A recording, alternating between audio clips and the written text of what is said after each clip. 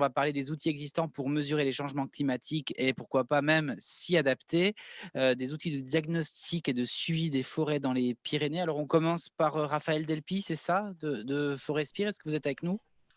Oui, je suis avec vous. Est-ce que vous m'entendez? Très bien. Bonjour. Et on vous voit. C'est parfait. Alors, je vais partager mon écran. Hop. Est-ce que vous l'avez? Pas en plein écran, mais on l'a. Voilà. Voilà. Bien, je voulais d'abord remercier le parc et en particulier Raphaël pour l'invitation à présenter donc ce projet Canopé. Donc moi je suis Raphaël Delpy, je suis chargé de projet chez Forespire. Forespire, on est une structure franco-andorrano-espagnole forestière frontalière avec les Pyrénées. Raphaël Delpy, vous avez donc, un problème de oui. connexion. Est-ce que peut-être dans ces cas-là, couper la caméra, ça permettrait d'avoir de la bande passante pour le son? Allez, Peut-être je vais essayer de faire ça. en laissant votre Attendez. présentation, bien évidemment. Hop, arrêtez la vidéo. Est-ce que ça fonctionne un peu mieux là? Peut-être, oui. Allez, on va réessayer. Donc, pour poser rapidement le contexte, donc Canopé, c'est un projet qui s'adresse donc au massif pyrénéen sur ces deux versants. Donc, sur ce massif pyrénéen, les forêts représentent 59% de la surface.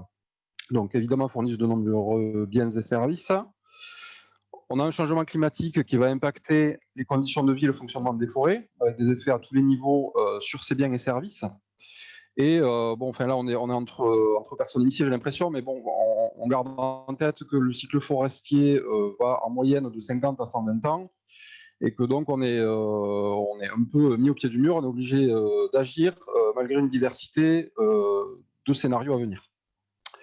Donc l'objectif du projet dans ce contexte, c'est d'assurer la pérennité des biens et services actuels et futurs, fournis par les écosystèmes forestiers des Pyrénées. Alors, on a cherché à répondre à 3 besoins. Le premier, c'est connaître les effets du changement climatique sur les forêts pyrénéennes, avec une action qu'on a appelée observer, avec des mesures de phénologie et d'évaluation des dépérissements. Donc c'est Emmanuel Rouillet qui vous détaillera un petit peu le contenu technique. La deuxième action, c'était de disposer d'outils communs de diagnostic et de vigilance future. Donc c'est l'action qu'on a appelée diagnostiquer, où on a essayé, dans la mesure du possible, d'approcher l'impact des scénarios du changement climatique sur les principales essences forestières des Pyrénées. Donc ici, c'est un point qui sera développé par Philippe Dreyfus.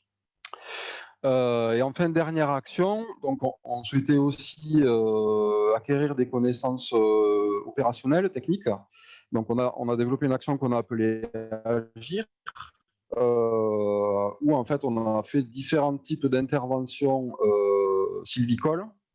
Et on a mesuré les effets de ces opérations-là, alors essentiellement des effets sur la disponibilité en eau, par des mesures et de la modélisation. Et ici encore, c'est Emmanuel qui vous présentera ce qui a été fait. Donc voilà, ce projet, c'est issu d'un partenariat assez important, comme je l'ai indiqué, sur les 3 pays que sont France, Espagne et Andorre.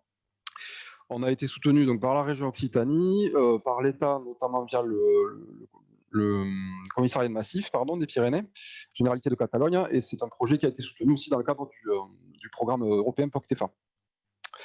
Voilà, juste un petit spoil parce que le temps va être court sur la suite de Canopé. Donc Canopé, c'est un projet qu'on a développé de 2016 à 2019. Et là, a été programmé 22, qui s'appelle Acclimafort, où on va travailler un petit peu sur les mêmes thématiques pour essayer d'assurer les suivis. Donc notamment sur l'aspect suivi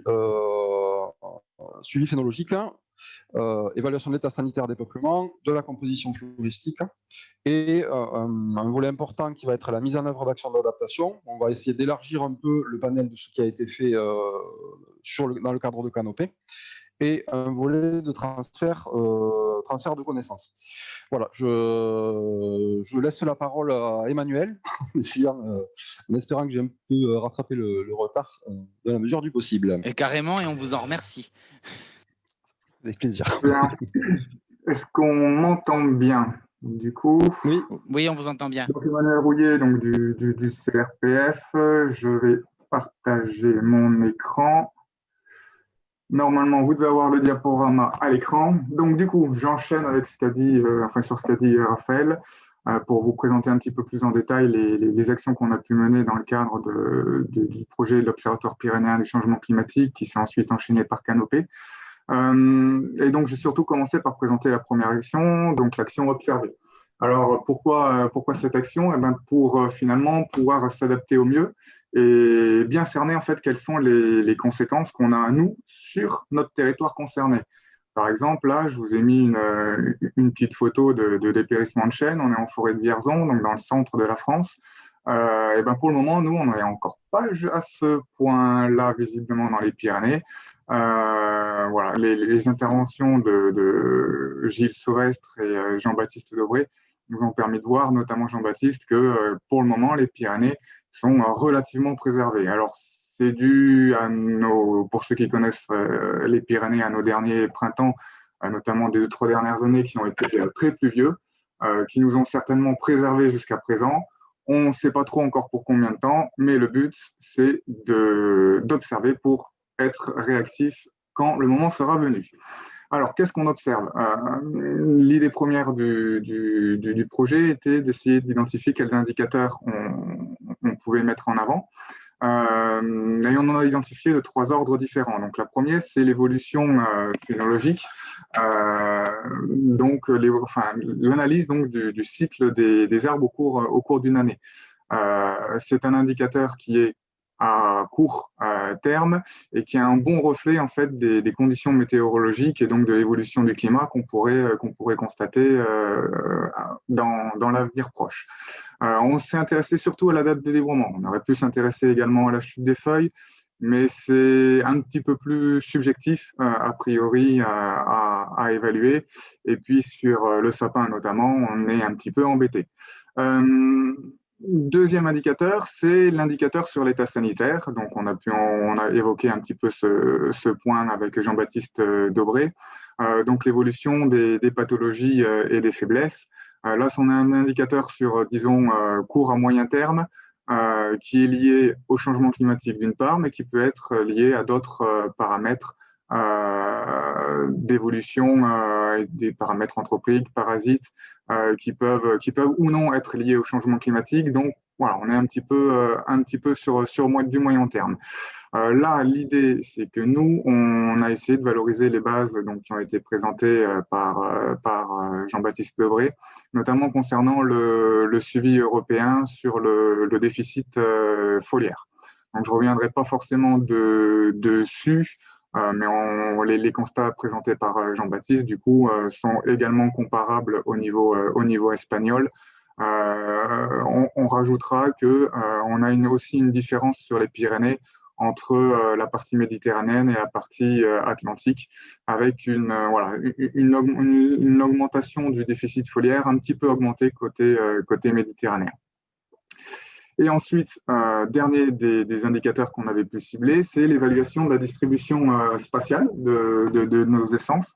Et bien, une fois que certaines des essences peuvent mourir ou céder la place à d'autres, on pourrait avoir une évolution donc, des cortèges tant en altitude qu'au niveau de l'exposition. Donc là, au moment du premier observatoire pyrénéen du changement climatique, on s'est surtout attaché à faire un bilan des données existantes, notamment concernant l'IFN et les données botaniques, qu'on n'a pas forcément encore analysées en détail, mais qui viendront certainement dans le projet à climat fort. Donc nous, au final, on s'est intéressé principalement donc, à la phénologie, je vais enchaîner dessus, et un petit peu à l'état sanitaire, puisqu'on a essayé de développer une nouvelle approche, notamment par des méthodes archi, dont on va reparler par la suite. Donc, concernant la phénologie. Donc, la phénologie, je vous ai dit, on s'est principalement intéressé donc, au débourrement. C'est pour ça que vous avez quelques petites photos là de différents stades de débourrement sur du hêtre. On s'est calé sur des protocoles qui sont existants. Hein. C'est les protocoles qui sont développés dans le suivi phénologique, notamment sur les placettes René Coffort en France. Donc, c'est exactement le même protocole.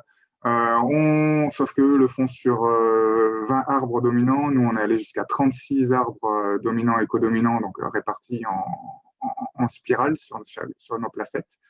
Ce protocole a été traduit, donc a été produit en français, castillan et basque espagnol pour qu'on puisse avoir l'ensemble de nos partenaires, donc le même type de dispositif. Alors, à l'heure actuelle, on a 63 placettes qui sont représentées en gros sur la carte que vous avez sur le bas, sur lesquelles, je dis, il y a 36 arbres qui sont suivis. Et ces placettes, elles sont réparties, disons, en grappes altitudinales. C'est-à-dire qu'à un endroit, on a mis 3 à 4 placettes sur une même essence qui sont réparties tous les 100 mètres d'altitude, de sorte à voir si, oui ou non, il pourrait y avoir des influences plus marquées, soit à haute altitude, soit à basse altitude. Voilà. Et donc, les essences qui ont été ciblées, finalement, sont le hêtre, le chêne, le sapin, le pin à crochet, ainsi que le pin sylvestre. Voilà. Alors, je ne vous ai pas mis qu'est-ce qu'on peut obtenir en fait de ce réseau. Je ne vous ai pas mis tous les résultats. On va principalement en fait s'intéresser à 3 essences parce que leurs comportements sont un peu différents. Du coup, ce réseau en fait, il a été installé dès le début de l'observatoire, c'est-à-dire que les premières données datent de 2013. On a ensuite pu compléter un certain nombre de placettes par le projet Canopée à partir de 2017. C'est pour ça que les données espagnoles commencent véritablement finalement à partir de 2017 dans le cadre de la continuité Canopée. Sur le hêtre, finalement, on a 19 placettes. Et qu'est-ce qu'on peut avoir comme résultat? Eh ben, on peut avoir des résultats un peu sous la forme des 2 graphiques que je vous ai présentés sur la droite. Alors, pourquoi 2 graphiques? Parce que en haut, on a un graphique qui concerne le moment où 10% des arbres ont commencé à débourrer, et en bas, on a un graphique qui concerne le moment où 90% des arbres ont débourré, où on peut considérer voilà, que toute la placette est débourrée. Vous avez en abscisse sur chacun de ces graphiques donc les années qui évoluent au cours du temps et des relevés qu'on a pu effectuer. Et vous avez en ordonnée la date de débourrement. Donc, si vous avez 1,5, c'est qu'on est le 1er mai. Et sur chacun de ces graphiques, donc différentes courbes. En bleu, la courbe qui correspond aux placettes françaises. En orange, la courbe qui correspond aux placettes espagnoles. La noire qui est la jaune, donc aux placettes andorranes, pardon, et la noire qui est la globalité, qui concerne la globalité des placettes. Du coup, ce qu'on peut observer ici sur le hêtre, c'est que on a une stabilité qui est vraiment importante au fil des ans, en fait, sur nos placettes. Autant on a eu une année 2013, par exemple, qui était très froide, et on a eu une année 2014 qui était très chaude, et le hêtre a débourré quasiment à la même date. À savoir que autour du 20 avril, notre hêtre débourre, en fait. Ce qui me faisait dire au début que le hêtre n'était peut-être pas forcément une très bonne espèce indicatrice pour observer le changement climatique. Je change un peu mon fusil d'épaule, et ce que je pourrais dire peut-être maintenant, c'est que lorsque le hêtre va commencer à bouger, c'est que le changement climatique sera peut-être déjà bien présent. Donc, voilà ce qu'on peut dire sur le hêtre. Sur le sapin, donc on est sur 13 placettes, un constat un peu différent. Là, sur la variabilité interannuelle, elle est forte. On a pu avoir jusqu'à 3 semaines de décalage sur certaines placettes entre 2 années consécutives qui étaient froides et chaudes. Et du coup, voilà, sur cette espèce qui est plus en altitude. Et ce qu'on peut voir également, c'est qu'on on discerne bien la courbe française de la courbe espagnole. Donc la courbe espagnole qui est sur des versants globalement exposés, enfin on est sur les versants sud des Pyrénées, avec un débourrement plus précoce que de l'ensemble de nos placettes, que sur les placettes côté français. La courbe totale là, n'est pas forcément à regarder, parce que certes on constate une baisse de cette courbe, ce qui traduit donc une précocité des débourrements, sauf que comme on a intégré les placettes espagnoles à partir de 2017 et que les placettes espagnoles sont plus précoces, ça crée un petit artefact là qu'il faut bien prendre en compte. Et enfin, une dernière essence, donc le pain accroché. On est sur 12 placettes qui sont suivies. On est encore plus en altitude, puisqu'on commence là, cette fois-ci, en gros, à 1700 mètres d'altitude. On va jusqu'à 2200. Et ben, on constate une variabilité qui est encore plus importante. Notamment à cette altitude, on peut avoir des épisodes de neige qui sont tardifs dans l'année, et du coup, ce qui a tendance à refroidir les années correspondantes, et donc à retarder le débourrement. Voilà. Donc, il y a d'autres essences qui sont suivies. Je ne vous les ai pas toutes mises, mais on pourrait, si ça vous intéresse, en parler ultérieurement. Je préfère plutôt passer donc à la partie concernant plus le dépérissement. Donc, hors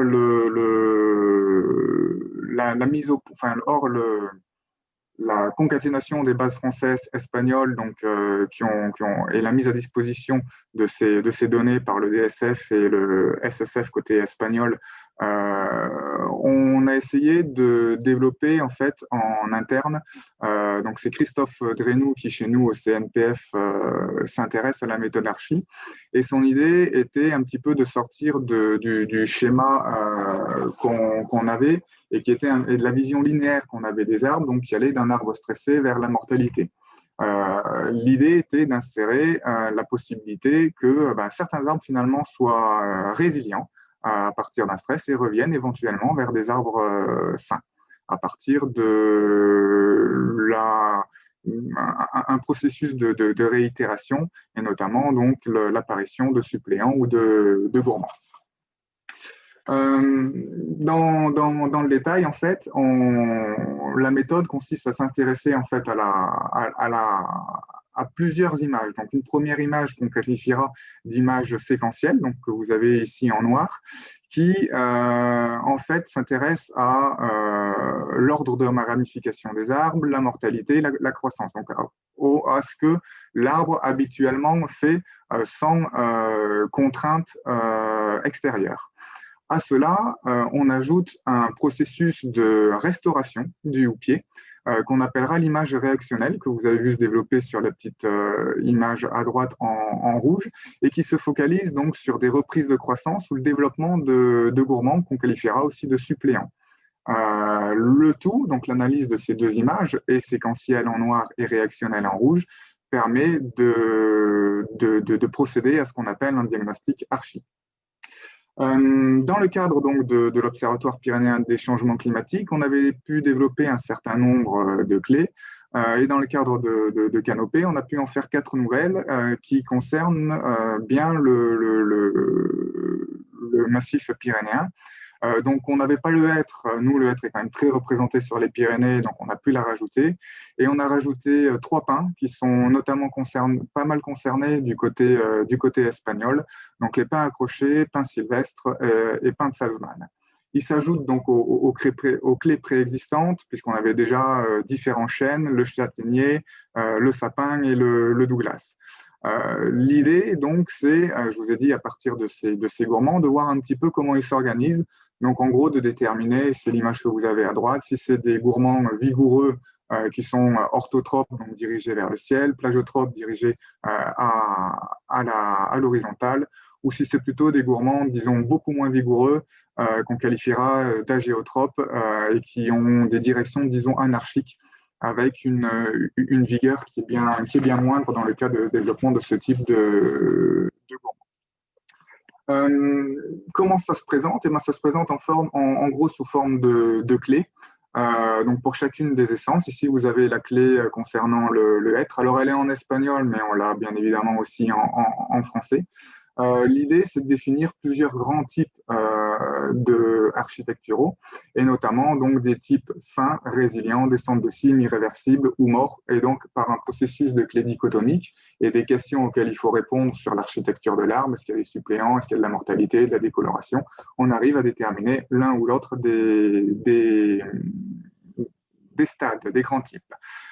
A été également développée donc une application mobile qui est opérationnelle sous Android, smartphone et tablette, qui nécessite une petite formation. 10 essences sont incluses à l'heure actuelle.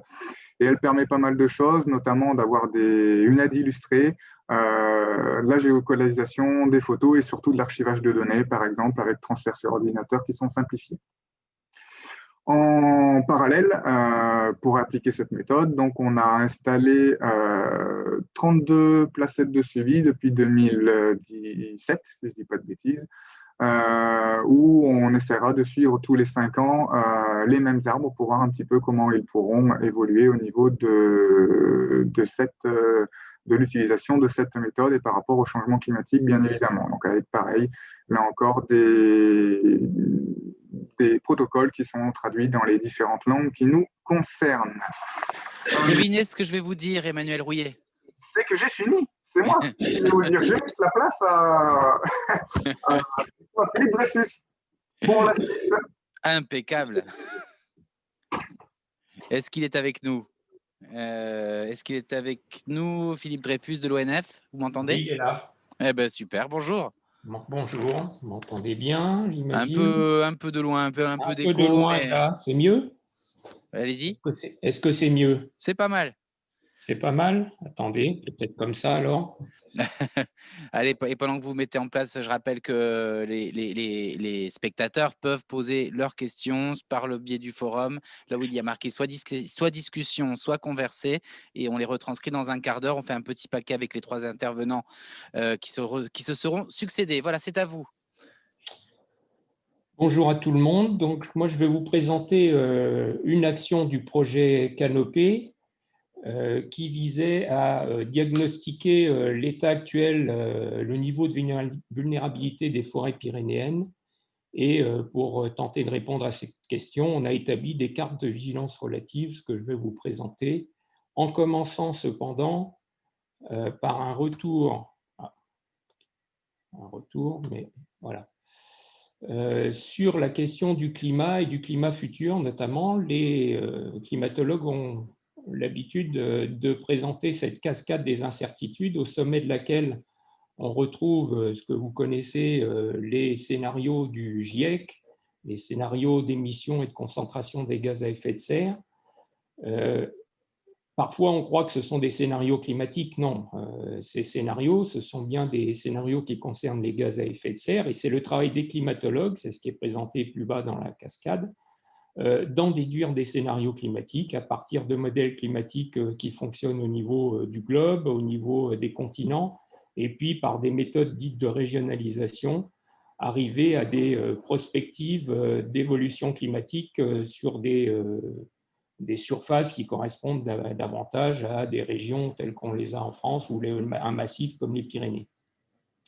Et puis, tout en bas de la cascade, on a ce qu'on appelle les modèles d'impact. Alors ça concerne tout secteur, l'agriculture, la forêt, la santé humaine, les infrastructures, l'aménagement du territoire. En ce qui concerne la forêt, les impacts auxquels on s'intéresse, ce sont la question de la survie des essences forestières et des forêts, donc notamment la compatibilité climatique des espèces, et puis éventuellement la croissance, la production. Donc, du haut en bas de cette cascade, un accroissement des incertitudes. Déjà au sommet, vous savez que nous avons une large gamme de scénarios du GIEC. Et donc, ce qu'on en déduit, c'est qu'il est impossible de prévoir l'ampleur, la vitesse des évolutions climatiques, ni a fortiori leurs conséquences, leurs impacts, tels que je les ai présentés rapidement. Un projet qui a couru parallèlement au projet Canopée, le projet CLIMPY, qui regroupait les meilleurs climatologues pyrénéens, a montré comme résultat, en partant de ces scénarios du GIEC et en prenant comme période de référence la période 1961-1990 et en faisant des prospectives jusqu'à la fin de ce siècle, que selon les scénarios, selon les modèles climatiques qui sont branchés dessus, les températures maximales, par exemple, pourraient augmenter de 2 à 7 degrés, selon donc les scénarios, sur la région pyrénéenne. Vous voyez que cette fourchette est considérable, absolument considérable. Et comme on ne sait pas quel est le scénario qui va se produire, on est dans cette situation d'incertitude majeure. En ce qui concerne les précipitations, les modèles Il y a autant de modèles qui prévoient, si je puis dire, qui simulent une petite augmentation des précipitations qu'une petite diminution, et donc on peut considérer au stade actuel de connaissance que c'est plutôt stationnaire, mais sur les températures, et c'est évidemment déterminant sur la santé des forêts, c'est considérable à la fois les changements, même dans les scénarios relativement optimistes et quant aux pessimistes.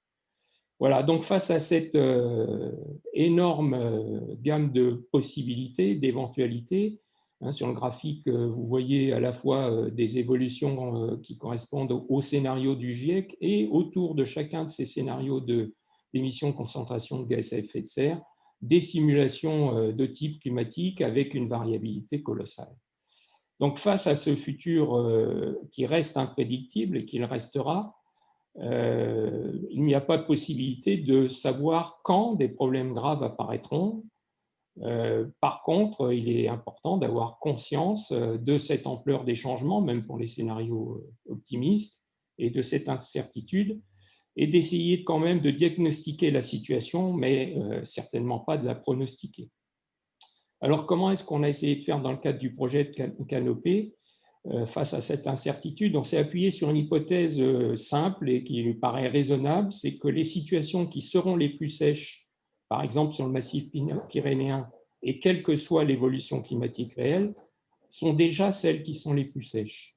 Et donc, cette hypothèse nous permet de cartographier les situations dans lesquelles on aura probablement plus de problèmes que dans d'autres. Et donc, notre objectif, ça a été d'établir cette cartographie qui constitue un outil pour organiser dans l'espace la mise en place de mesures d'adaptation de divers types. On s'est appuyé pour faire cette cartographie de la contrainte sécheresse sur une grandeur qui est bien connue des climatologues, qui est éprouvée, qui n'est pas récente, c'est la notion de bilan hydrique climatique, la différence entre les précipitations, pluie ou neige, et une évapotranspiration potentielle qui correspond à une demande climatique, on dit parfois, on emploie ce terme-là, évapotranspiration potentielle qui est d'autant plus forte que le rayonnement solaire est fort, que les températures sont élevées. Ce rayonnement solaire, il dépend de la pente, de l'exposition, aussi de la date ou du mois dans l'année et de la latitude. L'altitude intervient aussi dans l'estimation de cette valeur par le biais des températures. On a pu s'appuyer dans le cadre de ce projet sur une base de données homogène pour toutes les Pyrénées, pour les 3 pays, grâce encore une fois au travail du projet CLIMPI des climatologues, des normales sur une période 1980-2015 au pas mensuel. C'est sur ce climat actuel qu'on s'est basé pour établir notre outil. Une avancée importante par rapport à ce concept relativement ancien, c'est la possibilité de pouvoir le calculer à une résolution assez fine à partir de la base transmise par le projet CLIMPI à une résolution d'1 kilomètre, à une interpolation sur le relief et en appui sur un modèle numérique de terrain assez fin. Qu'est-ce que ça donne? Voici la carte de bilan hydrique climatique calculée sur l'ensemble du territoire pyrénéen, avec en bleu les situations les plus favorables, avec un bilan hydrique climatique positif, et vers les teintes les plus orangées, foncées, les déficits en termes de bilan hydrique climatique les plus forts, les situations donc les plus contraignantes en termes de sécheresse.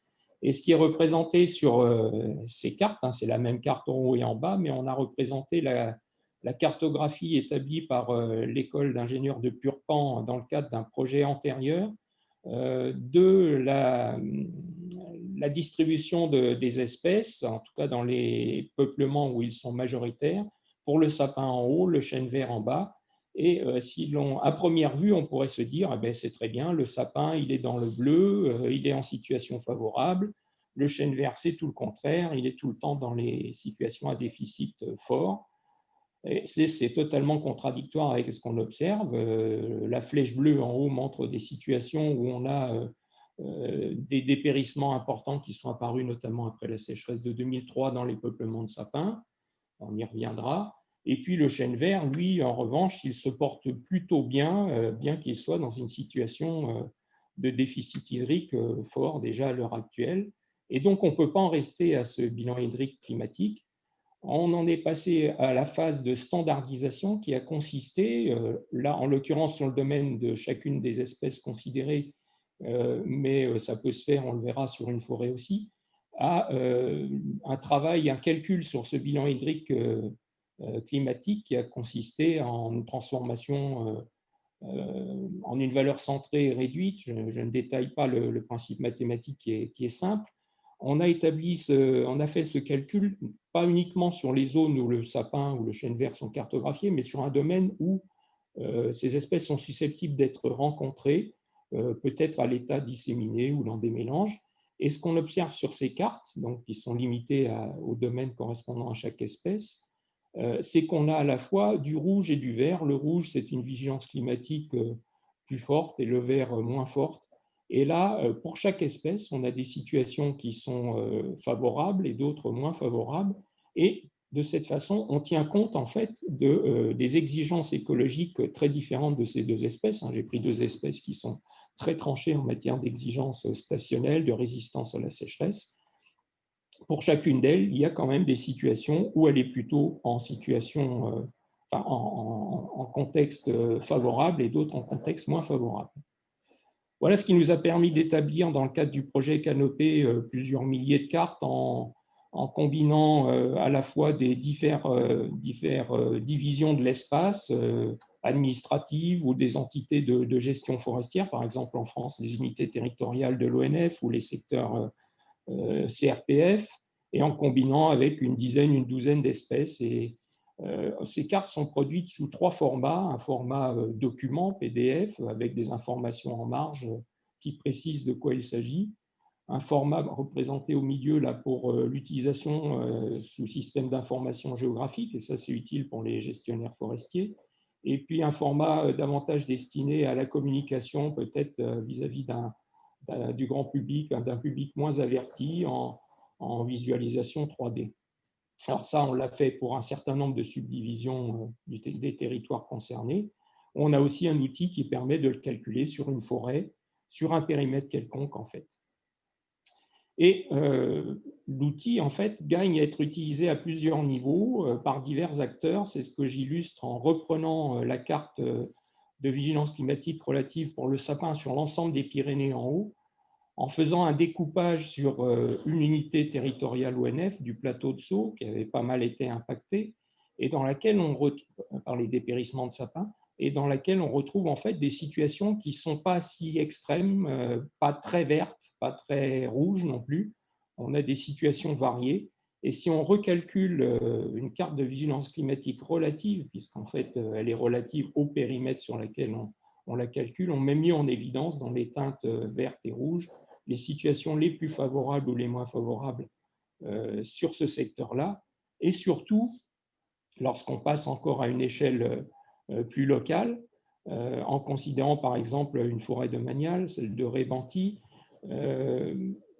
quand on considère l'ensemble correspondant au Pays de Sceaux, cette forêt apparaît dans des situations plutôt favorables. Lorsqu'on recalcule la carte de vigilance climatique relative spécialement pour cette forêt, on met en évidence, et là ça peut intéresser le gestionnaire forestier qui gère une forêt en particulier, on met en évidence les parcelles forestières où la situation est la moins favorable, en orange ou en rouge, et la plus favorable. La plus favorable, ça voudrait dire pour le sapin qu'éventuellement on pourrait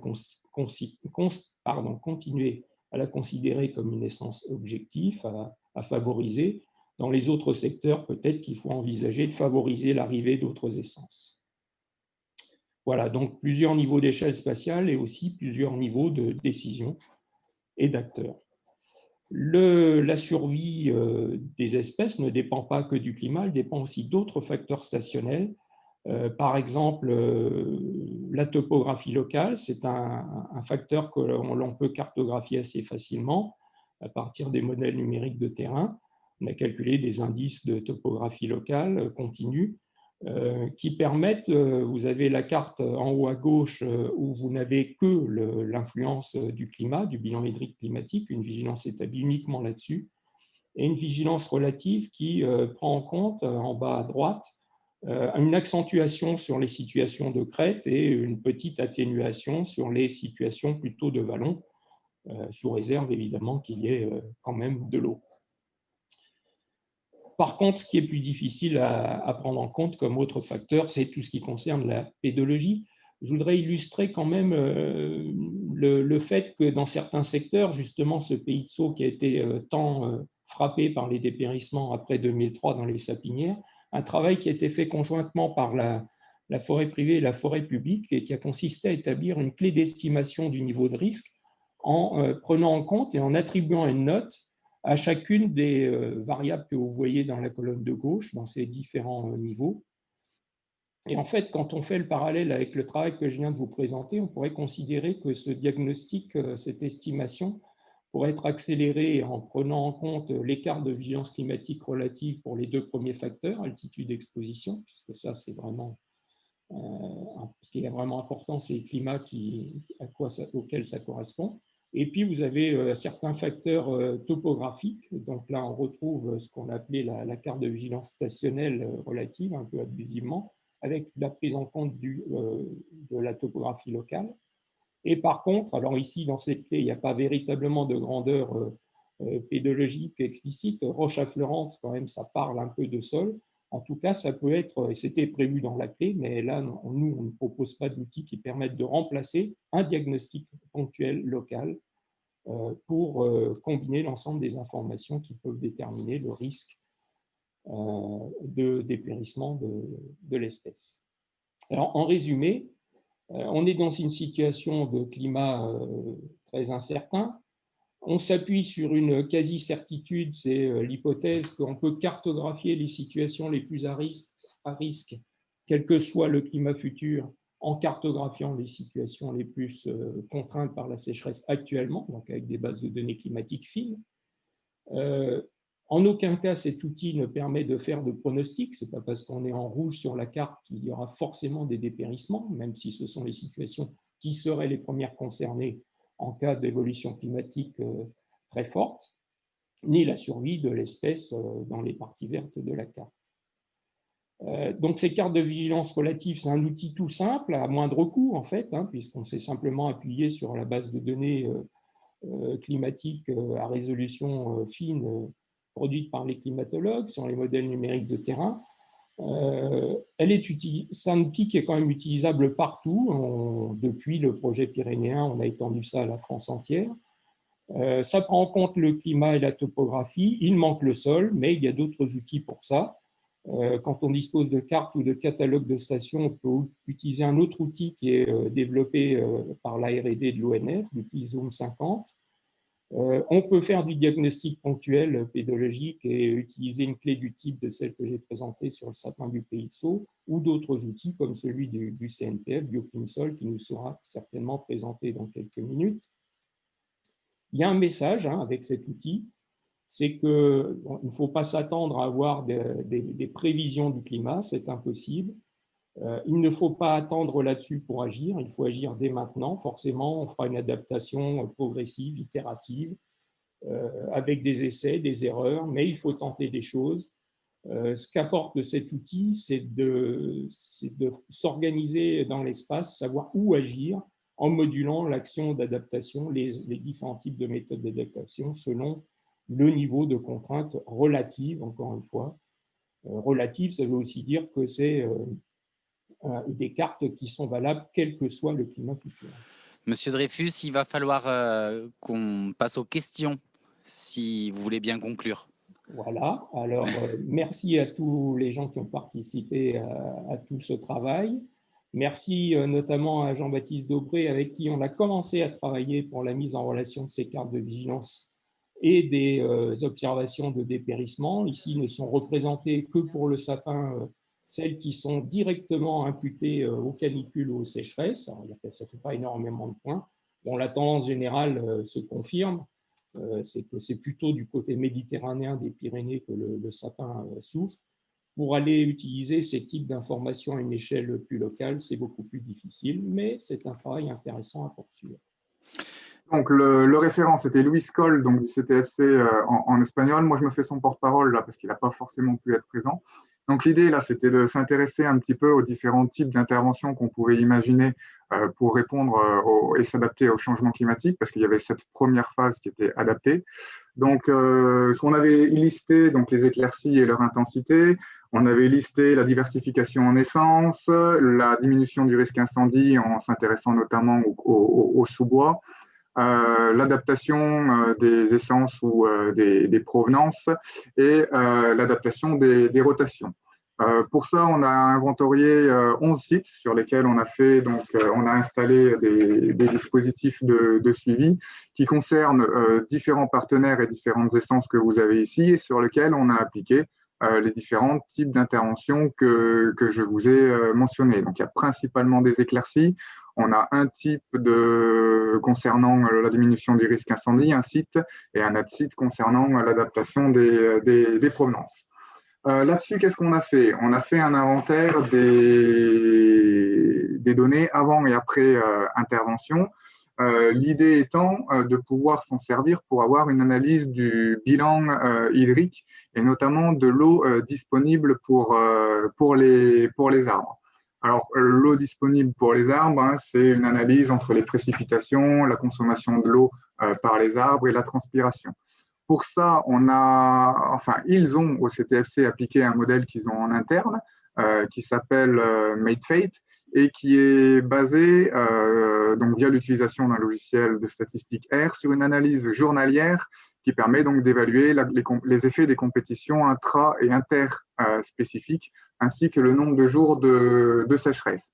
Alors du coup, comment ça se présente en données d'entrée? On a toutes les données dendrométriques, diamètre, densité, etc.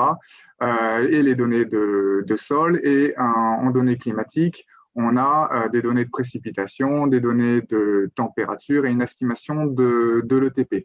Pour les données climatiques, on s'est bien évidemment servi des données CLIMPI dont a parlé Philippe Dreyfus à l'instant et qui avaient été homogénéisées dans le cadre de l'Observatoire pyrénéen des changements climatiques à l'échelle des Pyrénées. En type de résultats, qu'est-ce qu'on obtient? On obtient une estimation ici en haut à droite du LAI, donc de l'indice foliaire, et une estimation de la quantité d'eau disponible, donc sur une placette de contrôle avant intervention, après intervention, mais également une évaluation du nombre de jours consécutifs de sécheresse, donc toujours pareil, contrôle avant intervention, après intervention. Chaque site, donc, on a un panneau de vulgarisation pour présenter un petit peu ce qui a été fait. Et le tout est concaténé donc, dans un petit guide de vulgarisation qui a été publié. Alors, celui-ci est en espagnol à l'affiche, mais à l'écran, mais il existe également en français. Il reprend les bases techniques et écologiques donc, de chacune des interventions qu'on a souhaité mettre pour comprendre un petit peu comment ça marche. Et ensuite, l'application de ces méthodes sur les différents sites que je viens d'aborder avec vous en tout cas. Donc, on a pour chacun des sites les résultats qui sont présentés sous forme de graphique visuellement. Voilà, je crois que j'ai tenu les 5 minutes ou les 6. Ouais, on les compte plus. Allez, donc des questions sur les graphiques de phénologie. On ne voit pas l'effet d'altitude des parcelles. Il imagine que c'est une moyenne. Pourtant, il y a un gros gradient. Qu'est-ce que ça donne si on regarde par gamme d'altitude? Alors, en effet, là, c'était les moyennes que je vous ai affichées, mais on a regardé en effet ce que ça donnait au niveau de l'altitude. Il ne faut pas prendre les altitudes globales, il faut prendre les altitudes par essence, parce qu'entre 600 mètres où on est, 500 mètres où on est dans le chêne et 2000, là, on a en effet un gros gradient, mais on passe du chêne au pin accroché, donc sur 4 essences différentes. Donc, au niveau, il faut vraiment regarder l'altitude par essence, et on peut constater en effet un léger décalage à l'heure actuelle sur des gradients qui, pour une même essence, vont au maximum à 400 mètres de dénivelé. Oriane demande où est-ce que l'on peut se procurer la méthode Archi. Est-ce que c'est possible de la télécharger en ligne? Alors, la méthode Archi, donc, ça a été développé en interne donc, par l'Institut de développement forestier, qui est l'Institut de recherche et développement du CNPF, notamment par Christophe Renou, mais également donc, par le CIRAD, qui a justement aussi travaillé au développement informatique de l'application. Cette méthode Archi, en fait, elle nécessite une petite formation notamment pour la détermination des types de gourmands et pour bien comprendre et pas faire de fausses interprétations. Donc, elle n'est pas téléchargeable en accès libre, mais quand on procède à une formation, par exemple, de l'IDF, pardon, sur l'une ou l'autre des essences, elle est fournie aux gens qui sont formés. Pour compléter Oui. un peu là, ce que tu disais, Emmanuel, sur les diagnostics archi sont des diagnostics qui demandent à être vraiment précis sur le type de dragon, enfin le type de rejet, pardon, de bourgeon, de suppléant qu'on peut voir sur l'arbre. Et effectivement, on a besoin de faire le tour d'un arbre.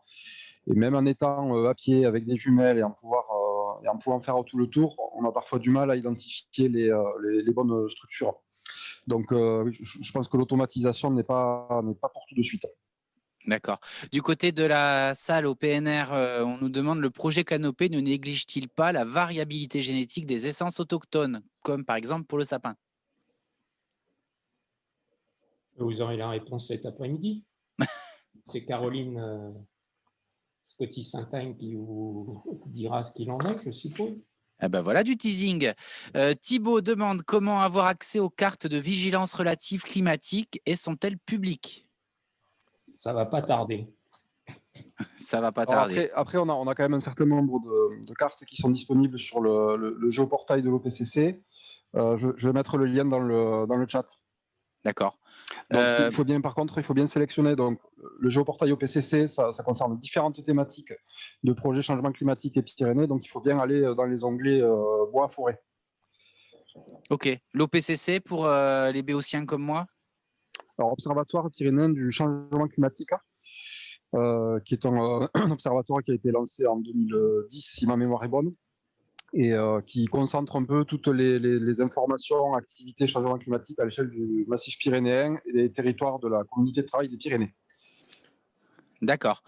Alors, tac, tac, tac, puisque les cartes, c'est de nouveau la salle au PNR, pardon, puisque les cartes ne sont pas prédictives de futurs dépérissements, pourquoi agir dès à présent sur une situation qui finalement ne pourra se voir que de façon empirique, si je comprends bien la question, la situation serait incertaine? C'est une question qu'on pourrait se poser dans tous les domaines de la vie. C'est vrai, on peut attendre que ça se passe. J'ai pas Voilà. d'autre réponse. Vous êtes très bien. Ça a déjà été donné. On peut tenter des choses comme ça, si jamais il se passe des dépérissements, ce dont on est quand même à peu près sûr, même si on ne sait pas où et quand, eh bien, tentons des choses pour être prêts.